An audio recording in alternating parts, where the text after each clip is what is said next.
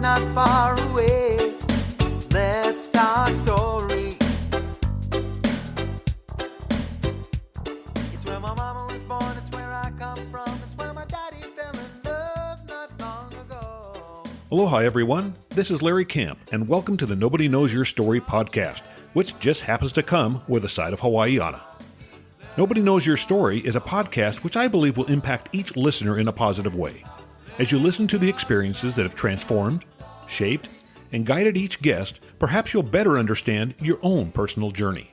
Some will surprise, some will make you question, and some will inspire, but all will leave you in a better place for listening in. As for the Hawaiiana, well, that's just a big part of my life story. So I invite you to check in from time to time, or better still, add Nobody Knows Your Story to your list of favorite podcasts. You'll enjoy hearing the life experiences of people just like you.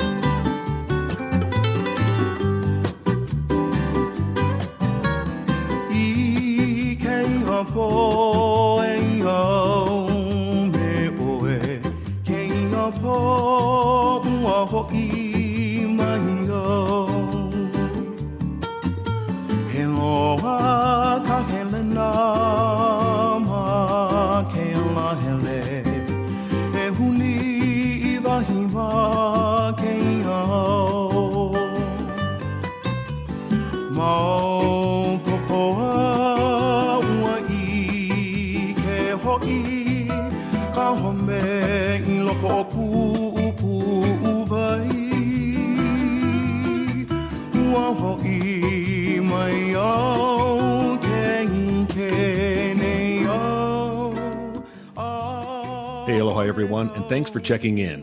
We just heard He Hawaii Au performed by Sean Awa, and mid-podcast we're going to hear Nalio Pilimahana with a favorite of mine, I Miss You My Hawaii. Now, once again, please support these musicians by purchasing their music. And I don't just mean these musicians today, but I mean all the Polynesian and Hawaiian artists that you hear in the various podcast episodes. In today's Nobody Knows Your Story episode, Shelley Perry will be sharing her story. You know, she's lived an interesting life. And you know what that is? That's code for you're going to enjoy what she has to say. Shelley, welcome to Nobody Knows Your Story. Aloha. Thank you, Larry. Hey, I had to throw that in there. And the listeners know this because I say the same thing every time, but we've chatted a little bit. We've been talking a little bit before we started the podcast today. And as a person that likes hearing stories, and I'm speaking, I think, for the listeners as well, yeah, this will be fun because I know enough about you that you've done some fun things and are doing some fun things. So let's get started. Let's talk about where you grew up. And I know where you were born, in Hollywood. Yeah, North Hollywood. So my mom grew up in that area and my family lived there. And but then I only lived there for 2 years. And then we moved up to Oregon. So I have 5 brothers growing up. That was kind of crazy, but I loved it. We went up to Oregon. My dad had Plush Pippin was his restaurant. He and a group of friends got together in California and then decided to move up to Oregon and start this restaurant. So I grew up a lot around that.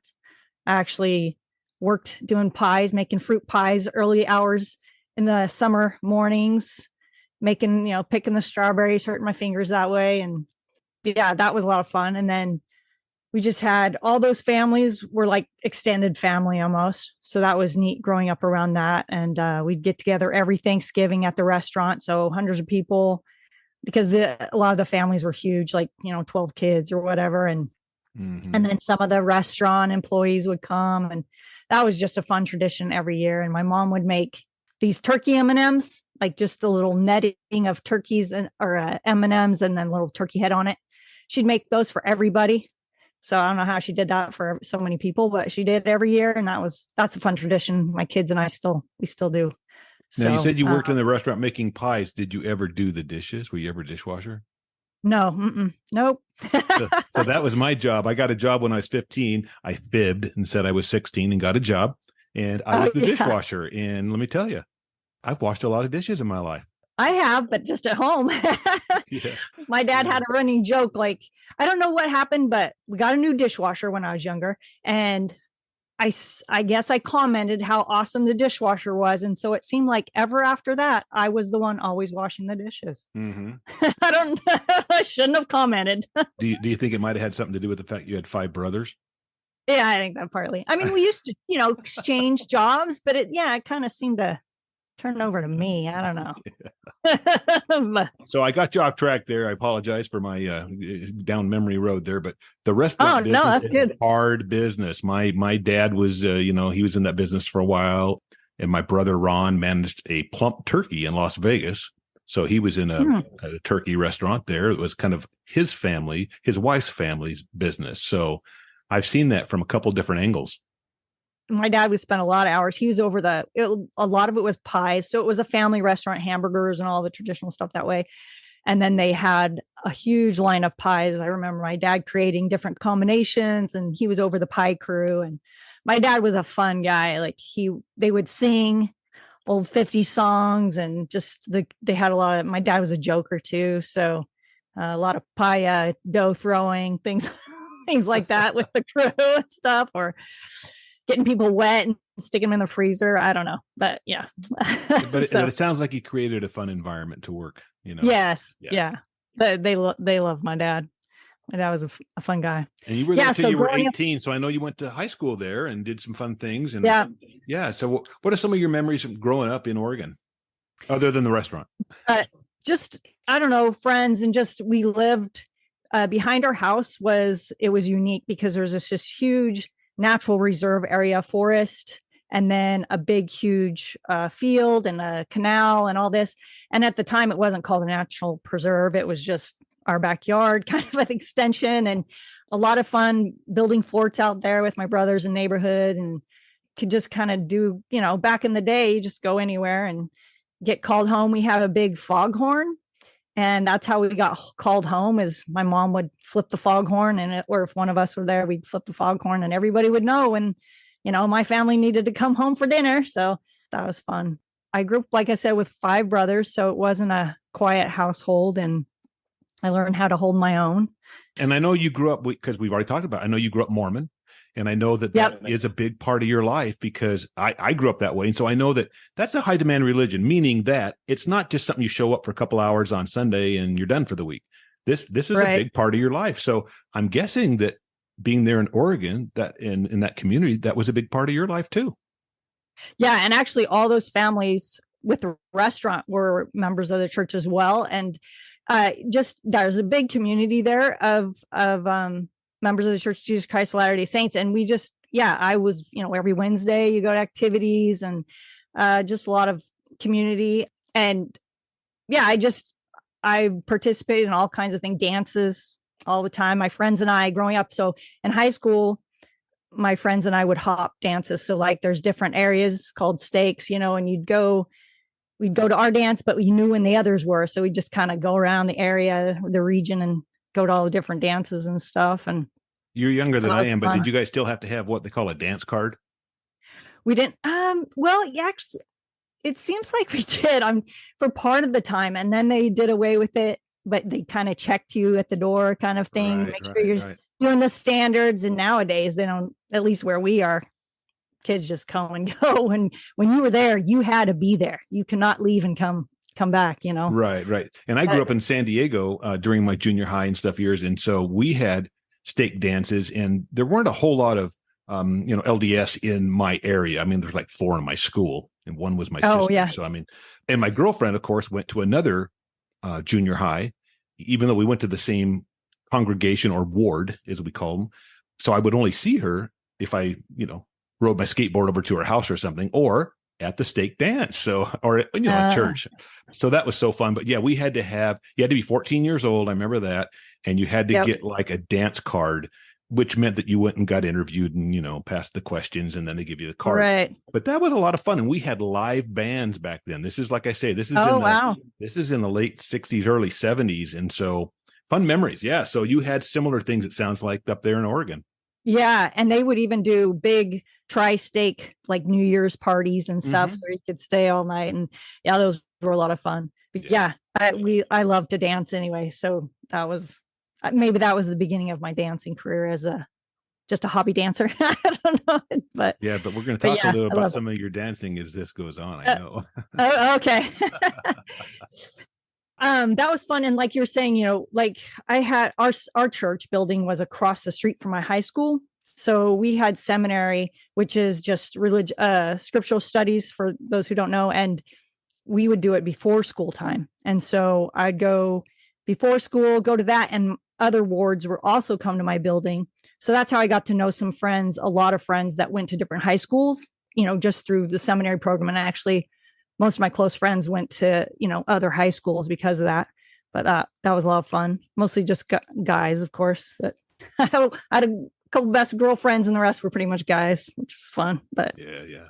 So what else did you do in high school? Did you do some extracurricular things? I played softball. And so in 8th grade, my PE teacher, she was a great PE teacher. And she's like, oh, when you get up to high school, because in 9th grade, we moved up to high school. She's like, when you get up to high school, you should play soccer. You look like you would be really good. And I considered it. And then when I got up to high school, I just went with softball, which was the same season. I guess because I played, for a few years when I was little. But then after the fact, like after high school, I wish I would have played soccer. But I mean, softball's fun. We played fast pitch and I was a pitcher a little bit and mostly played left field, first base sometimes, but it was fun. But now I coach soccer for my kids or have, and they're all into soccer and ref soccer and play soccer. And yeah. But, Well, in my opinion, playing softball, you made the right choice. right. Yeah. Yeah. So my husband's not a softball or a baseball fan, but it's fun. I play it, and just, I've played the slow pitch, like just for leisure stuff. So that's fun.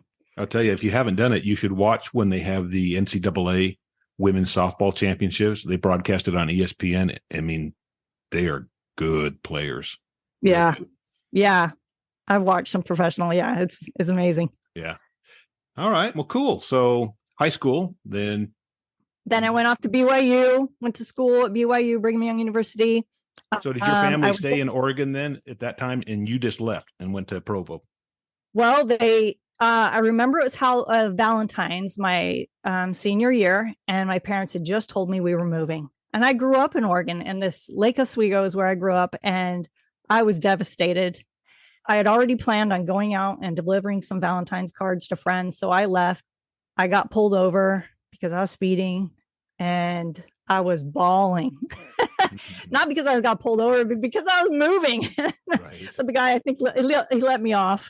So that was good. But yeah, so I was devastated because I'd be leaving and be like, oh, my friends are here and stuff. But my family moved to Colorado Springs, Colorado. And then I went off to school. It turned out okay. I mean, I've gone back to visit some to Oregon, but then everyone else kind of moves off too. So yeah, so you were able to finish your senior year in Oregon though before they moved. Yeah, right? yeah. So we just moved, and my parents, they actually moved, and I can't remember why I stayed. I guess just because I wanted to stay and hang out with friends. But my dad had gotten a truck for the kids at the end just to help move. I don't know why he got it, because we never, we had to use the family car to get around. It wasn't like you had your own cars as kids, but for some reason he had gotten another truck. And so one of my younger brothers, we call him Monkey. His name's Steve, but he used to climb trees all the time. I mean, we were in Oregon, so we nicknamed him Monkey. But yeah. So he and I stayed back for a little while, and that was fun adventure, just driving back, him and I back to Colorado to meet up with my family. So I think he was staying back for actually a baseball tournament with some friends. And then. So they left Oregon and they went to Colorado Springs. Was it another restaurant? Yeah. So we had actually, when I was growing up, so when I think it was my sophomore year, no, it must have been earlier than that, but I started working there my sophomore year. My parents sold out most of the restaurant, and they bought a Baskin Robbins. So my high school years was mostly working at a Baskin Robbins, and that was a lot of fun. So like I was saying, my dad stuck things in freezer. So it reminded me of one time when I was working, we did a cutout of my dad, like a cardboard cutout, and he left his uniforms there. So we froze his uniforms, me and the person working with me, and we stuck them in the freezer, like this form of a person. And I guess another worker came in the next day and opened it and totally freaked out. But your dad was Anyway. frozen. Yeah. Oh, that's funny. So so they sold off the Baskin Robbins, and then had the opportunity to buy a couple of the plush Pippins. They weren't plush Pippins anymore, but those were what the restaurants had been. And then so they just renamed them Cherry with a partner and started those up again in Colorado Springs. So that's what kind of took them to Colorado Springs.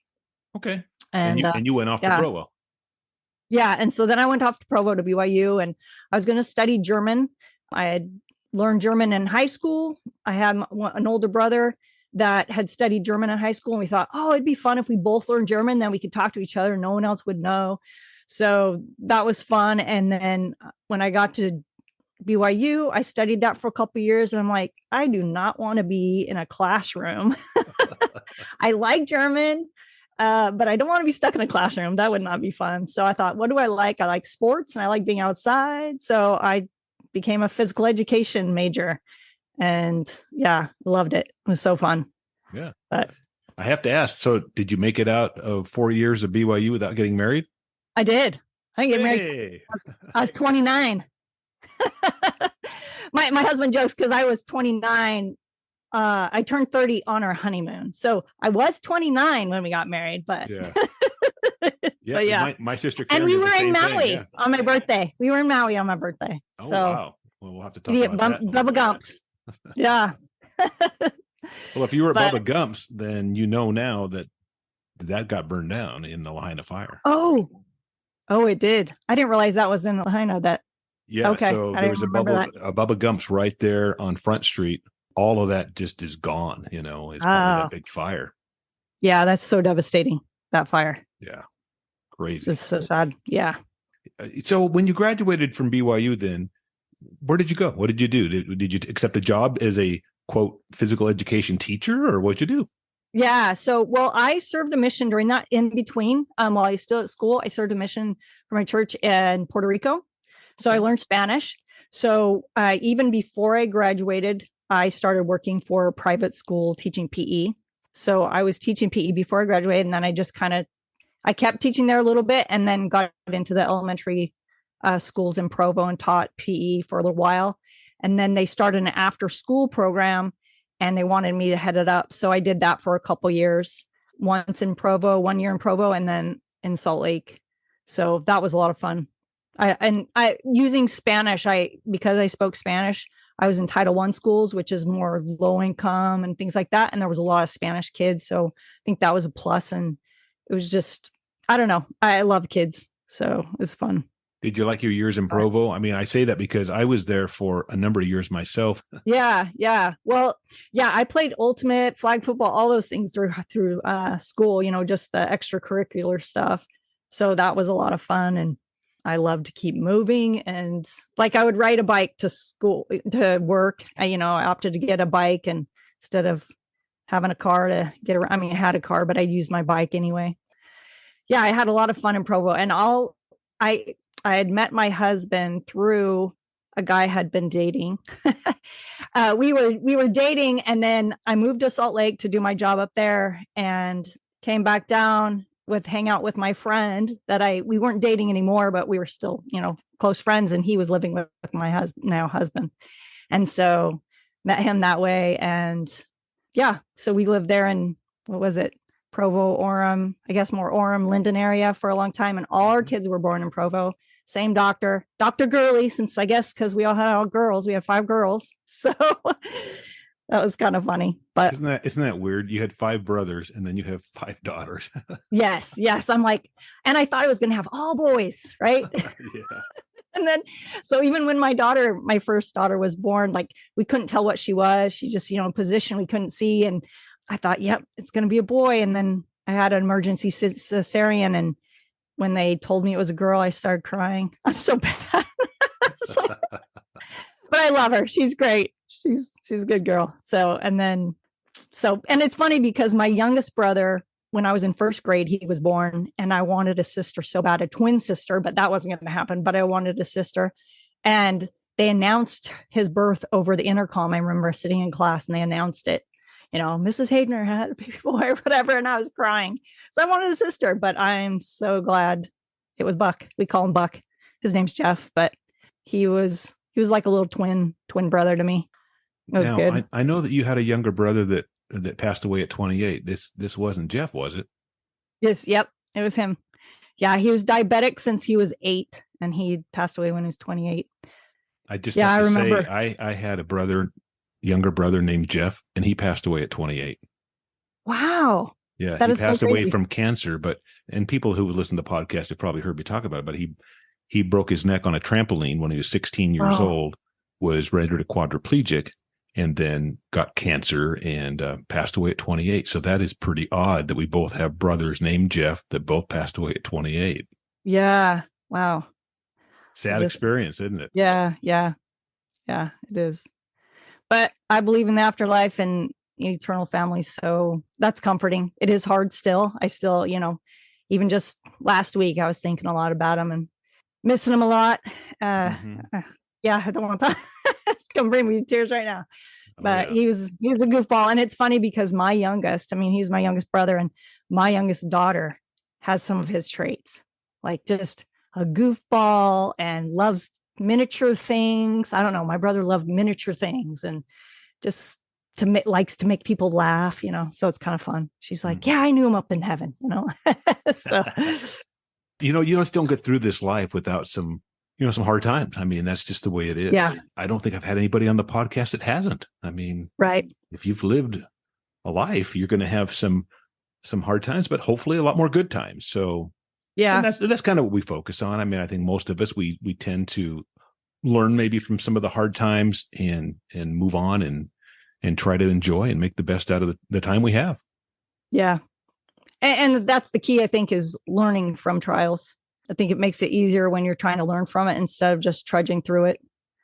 It's like, what can I learn from this? I do know that you had a daughter that just got married 4 weeks ago, I think. Yeah. 4 weeks ago. Wow. Yeah. Yeah. So that was fun. Her husband's from Nigeria. So that's kind of crazy because just cultural, like we did both some American stuff and then Nigerian stuff at the reception. So that was all fun. Mm-hmm. But yeah. So they met up at school and they're both crazy kids. So is she your first daughter to get married then? Yeah. Mm-hmm. Okay. So my second daughter, but first to get married. So got it. Okay. 4 more to go. And we have a daughter who Tatum is 26. So we actually have 2 grandchildren now, which is just a whole nother thing, but that's a lot of fun. Yeah. And we're certainly enjoying them. And so you've got a little while before that you'll be in that situation, but yeah, it's fun though. Yeah. Something to look forward to. Yeah. Yeah. Her grandparenting's fun because you can just deal with the good stuff, right? Mostly. Exactly right.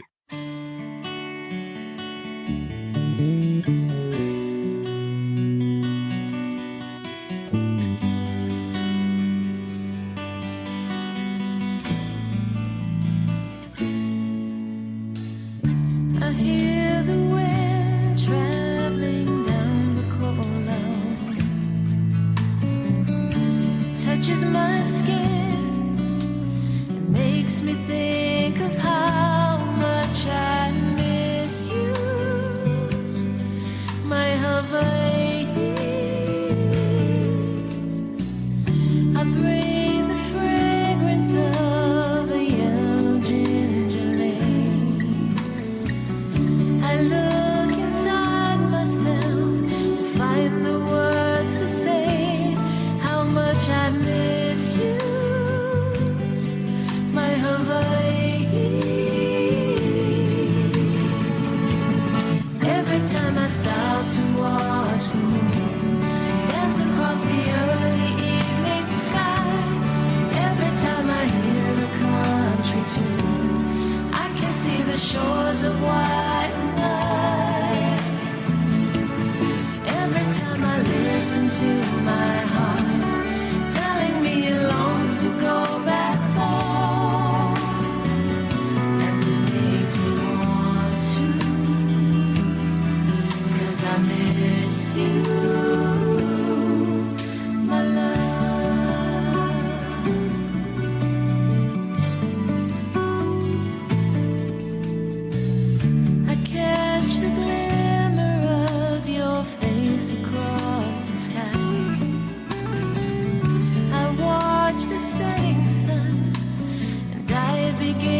to cry because I miss you,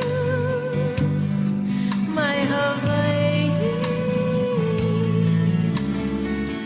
I rest my head upon the sands of Waikiki. I close my eyes and I hear you calling me. How I miss you, my Hawaii.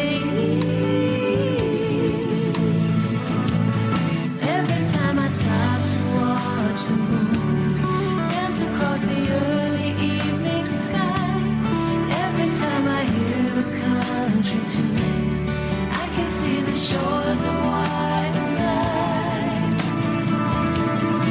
Every time I listen to my heart telling me it longs to go back home, and it makes me want to, 'cause I miss you, my love.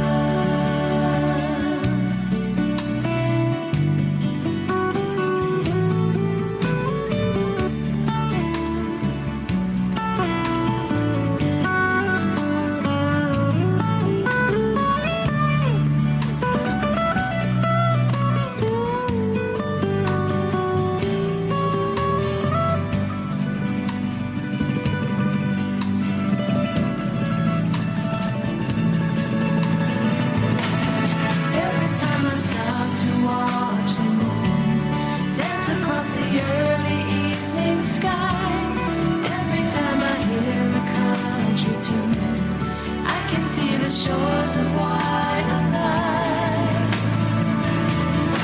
Every time I listen to my heart telling me it longs to go back home, and it makes me want to,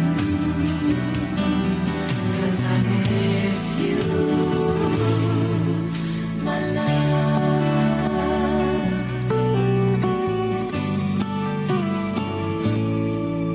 my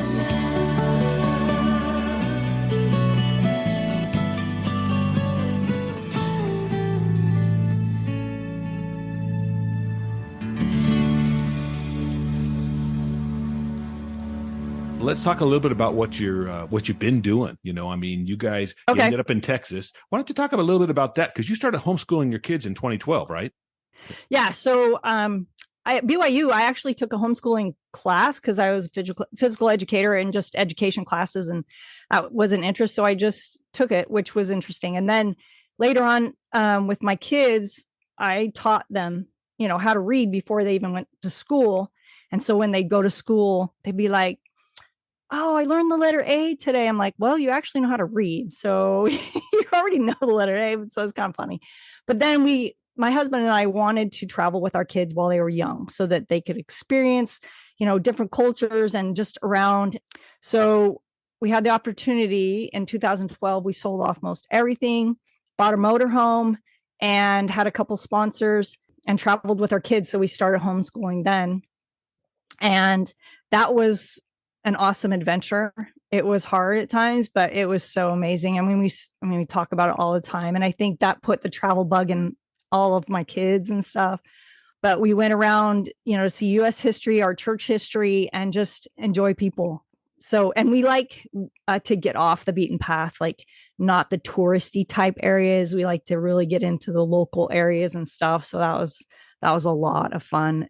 My oldest was 10 at the time, and my youngest was 3. So we had all 5 girls and traveled, and it was easier because they were all small. So we could just fit them on 2 couches that folded down, at the motorhome. So they all kind of slept together. Yeah. But we had some really good times. And it's funny because we went to Disney World, but before that, and up in Pennsylvania, in Hershey, Pennsylvania, they actually have an amusement park, but it was closed when we were there. But they have their factory, a touring factory. So you could go in, they have this like little tiny ride, like it's just a sit-in ride. But they give you chocolate, and they have a movie theater, and they don't normally give out full bars, but they gave our family like tons of full chocolate bars and stuff. And because it wasn't that busy or something. And so later on, after Disney World and stuff. We're like, oh, which one do you like better? And they're like, Pennsylvania, Hershey. We're like, what? And that's quite a bit less money too. Yeah. Yes. So they still talk about wanting to go back to Hershey, Pennsylvania. So it's kind of funny. But yeah, so we were planning on going for 2 years, ending our trip in Hawaii because my husband and I love Hawaii. I actually, when I was 12, my grandmother took me and my mom and my youngest brother, Jeff, to Hawaii just for fun. I loved Hawaii. And then we went back for our honeymoon. My husband and I went there for our honeymoon and we were on a ship. And so I get seasick and I didn't realize motion sick. And I didn't even think about that, but we were on an old ship. They retired it after our cruise. It was so old. And we woke up one night up in the air because we were in the belly of the ship and just kind of got tossed and we were both suspended in the air. I mean, it was just some rough seas. It was through the Maui Channel and that's, rougher seas and stuff. Yeah. So I don't even know where it's gone. Oh yeah. So we just love Hawaii. So we wanted to end our trip in Hawaii with our kids. And about a year in, financially and just God kind of led us to Texas and stopped our trip a year after we had been going with the hopes to still go to Hawaii. But we ended up in a small town. It's called Gilmer, Texas. And there's a lot of LDS community here. It was a colony during the 1800s. Okay. Yeah. And so there are 4 wards, so 4 congregations just in the small town of 4,500 people. Just kind of a little niche in itself. And I don't know, we just felt led to live here. I was hesitant because it's just a small town. It's just and kind of podunk and stuff. And I'm like, I really don't want to live here. We just walked into a house and felt like it was the right place. And I don't know. We've been here. Yeah. Because of that, because of where we ended up living, the guy we bought from owned a plant farm. His dad had a plant farm, which we sold to wholesale to nurseries and private estates. When we bought his dad's place, which was next door to his, he had me work for him in the plant farm, which is just on his property. And he wanted to get out of it. So I bought it.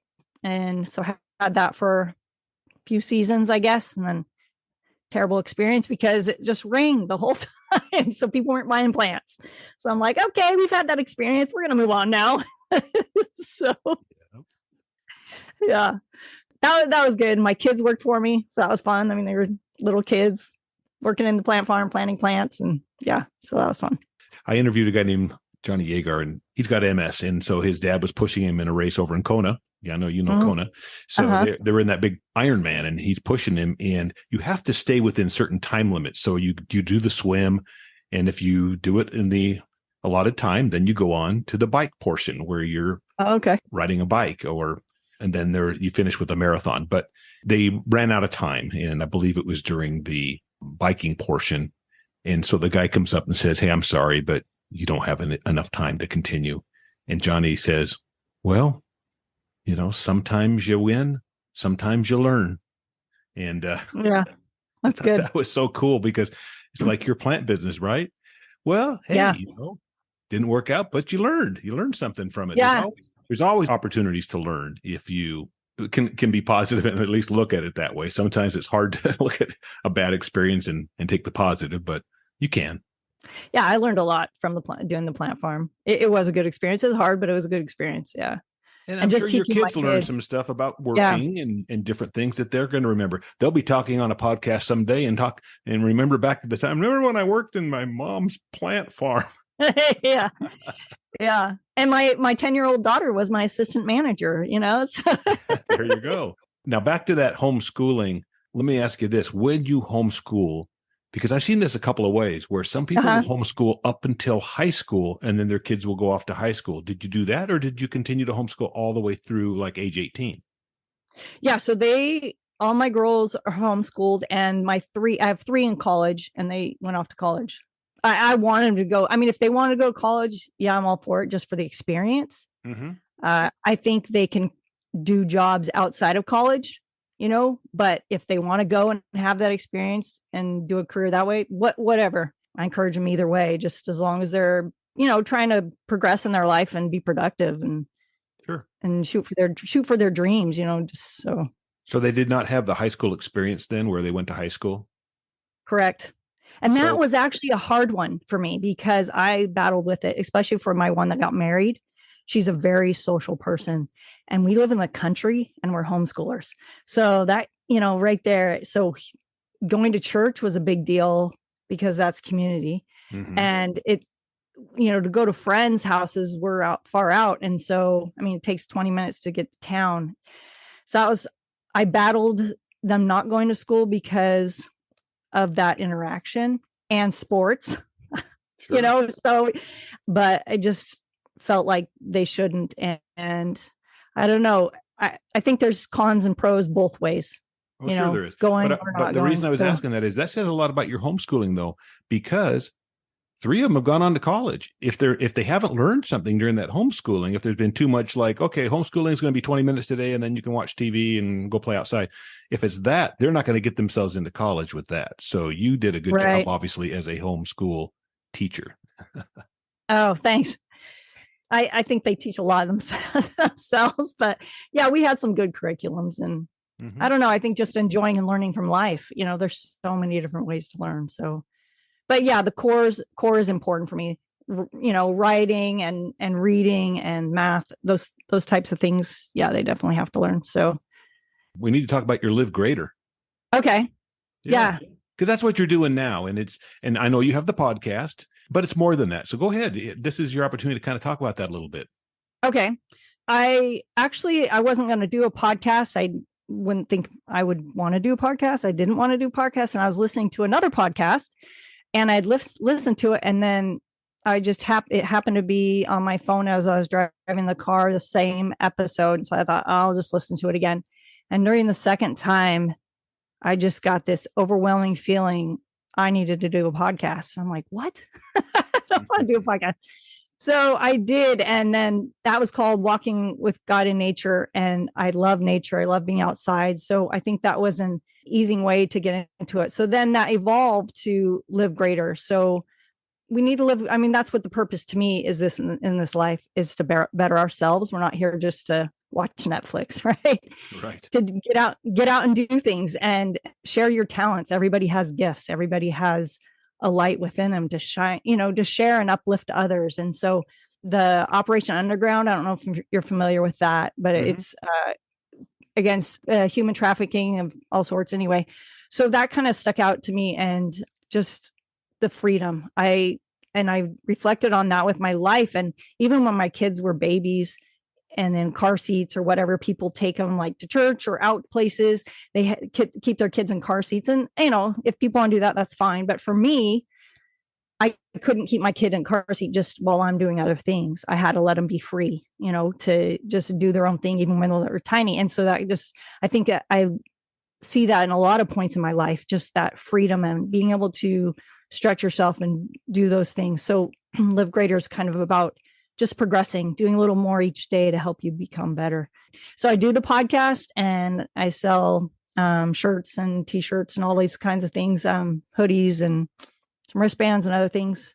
And I'm hoping, in the future, we'll be doing some outdoor retreats, women retreats. So that should be fun. Yeah. And we should say that LivGreater is LivGreater, right? Yeah. And that came about because of the logo I made for it. I don't know, just it's LIV and then it has a greater than symbol, just kind of fit. Yeah. A lot of times when we end up this podcast, because of my Hawaiian connection, I do like to talk a little bit about Hawaii. So, you've mentioned it a little bit, but I know there was a couple things that stand out. And one of them is you participated, did you not, in some like luau's and things? I can't remember exactly. Yes. Yeah. So in college, I took some Hawaiian dance classes. And through that, I met some people, mostly Hawaiians and things. And they had a club, a Polynesian cultural club. And so I joined that. We did dances for high schools and elementary schools and just parties and whatever. So that was a fun experience. Yeah, I learned to do the poi, balls and stuff. So taught my kids that. And then as a family, we'd have luau's every year, invite a bunch of friends, do that. And that we did that for a while until we moved. So that was a lot of fun. Yeah, we love the culture. It's a lot of fun that way. But And you guys, I know you did your honeymoon there, but didn't you also go back in 2015? yes. So 2015, when we were on our honeymoon, we only got a half a day in Kauai. And my husband and I told us, each other, we're going to come back when we ever have the chance, because it's a beautiful low-key island and just a lot more we didn't get to see. And so he actually, we used doTERRA oils, and he did the contest. It was a big loser contest. Yeah, I remember now. and he won. And so, which he lost 60 pounds in 3 months, which was awesome. And he did it for me so he could take me back to Hawaii. And it was so amazing because they let us choose when we wanted to go, which island we wanted to go on and stuff. So we're like, sweet, we're going to Kauai. And so, yeah, that was a great experience. And we stayed, when we went over, we flew into Maui. So we got a couple extra days in Maui on both ends of that. So yeah, that was fun. Or that was actually our honeymoon. Now I'm thinking about it, I'm so confused. But yeah, that was our honeymoon. We did that. You've just been to Hawaii too many times. No, I haven't. There's still more times. So yeah, thinking of Maui though, but when we were there for our honeymoon, when we were at Bubba Gump's, I stepped out of the car on my birthday and a bird pooped on my shoulder. When I was growing up, my best friend's dad said, "Oh, you get pooped on. That's good luck." Yeah. So I'm like, sweet, good luck on my birthday in Maui. So yeah, when that happens, was that on your right shoulder or your left shoulder? Do you remember? I think it was on my right. So yeah, right shoulder means five daughters. You're going to have 5 daughters. Oh yeah, is that what that is? That's the Maui way. Is that Oh, that's awesome. I mean, those are such fun memories. And we were living full time on Maui in 2015.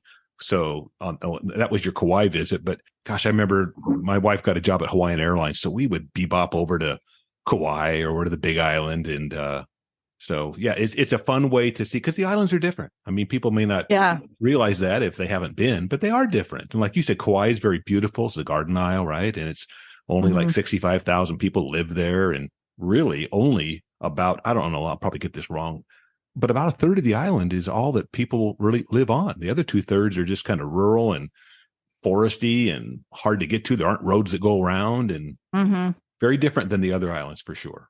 Yeah. And you still have a place on Maui. Is that correct? Yes. Yeah. We had a place there for 14 years. So I spent a lot of time on Maui, and in the early years, Oahu. I love all the islands. I mean, I've been to them all except for the ones you can't go to. So yeah. Fun. And my daughter, who just got married, I mean, I think because we didn't end up our trip, our motorhome trip in Hawaii, she's always wanted to go Hawaii. She plays the ukulele and she loves the beach. She loves all these things. And so she's wanted to go to Hawaii. So they went on their honeymoon to Hawaii, and Oahu is where they went. Yeah, she loved it.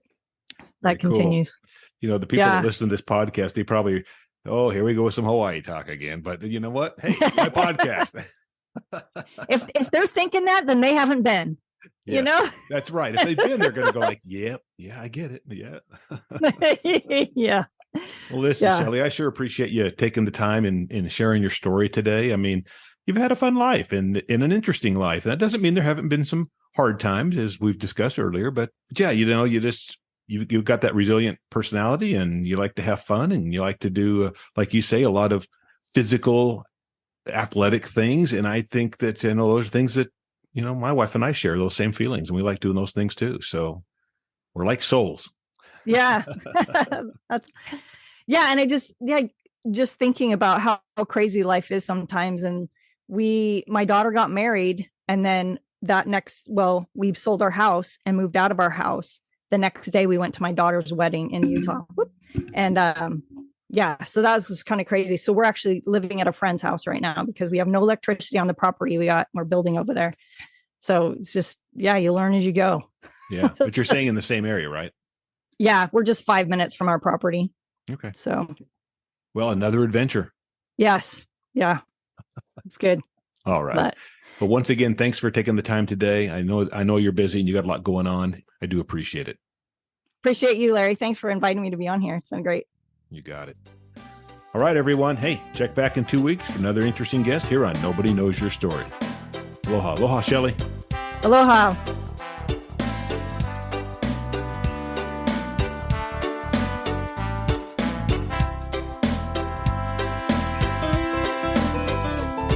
Down a little country road not far away, let's talk story. It's where my mama was born, it's where I come from, it's where my daddy fell in love not long ago. Let's talk story. Let's talk story. Let's talk story.